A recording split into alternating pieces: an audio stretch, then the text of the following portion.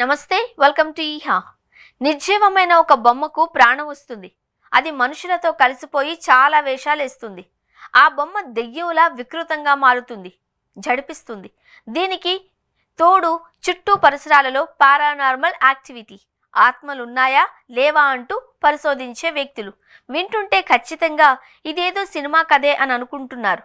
Block buster horror franchise యానబెల్లి గురించి వినని వారు ఉండరు. బొమ్మ దెయ్యంగా మారి దడ పుట్టిస్తుంది, జడిపించి చంపుతుంది. అలాగే ఆత్మలున్నాయి. ఇళ్లల్లో వాటి ప్రవర్తన విచిత్రంగా ఉంటుంది. వాటితో మాట్లాడగలం, అవి మనల్ని చూస్తాయి, మాటలు వింటాయి అని నిరూపిస్తూ పారానార్మల్ యాక్టివిటీ సినిమాలు కూడా పుట్టుకొచ్చాయి. అయితే ఇప్పుడు యానబెల్లి గురించి, పారానార్మల్ యాక్టివిటీ సినిమాల గురించి ప్రస్తావించడానికి కారణం లేకపోలేదు. ఇటీవల అమెరికా పెన్సిల్వేనియాలోని గెటిస్బర్గ్లో యానబెల్లే బొమ్మతో పర్యటిస్తున్నప్పుడు పాపులర్ పారానార్మల్ పరిశోధకుడు డాన్ రివారా మరణించాడు అని ఈ పర్యటన నిర్వాహకులు ధృవీకరించడం ఆశ్చర్యపరిచింది. డాన్ రివేరా అమెరికా ఆర్మీ అనుభవజ్ఞుడు, New England society for psychic రీసెర్చ్లో ప్రధాన పరిశోధకుడు. అతడు ప్రస్తుతం తన devils on the run tour మధ్యలో ఉన్నాడు. అతడిని అత్యవసరంగా ఓసారి హోటల్కి పిలిపించింది పర్యాటక బృందం.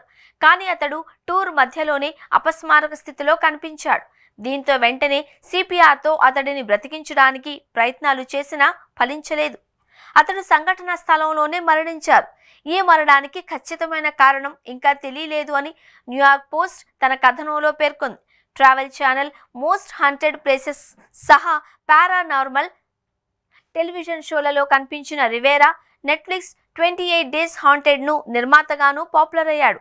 పారానార్మల్ లెజెండ్స్ ద్వారా ప్రసిద్ధి చెందిన హాంటెడ్ బొమ్మ యానబెల్లెను ప్రదర్శించడానికి అతడు ఎన్సిఎస్పిఆర్ సభ్యులతో కలిసి పర్యటించాడు.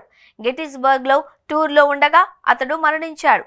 రివేరా సోషల్ మీడియాలలో పారానార్మల్ కథలను షేర్ చేస్తూ ఉంటాడు. యానబెల్లే 1970ల నాటి కథలతో దడ పుట్టించే ఫ్రాంచైజీ. బొమ్మ దెయ్యం పట్టినట్టు ప్రవర్తిస్తుంది.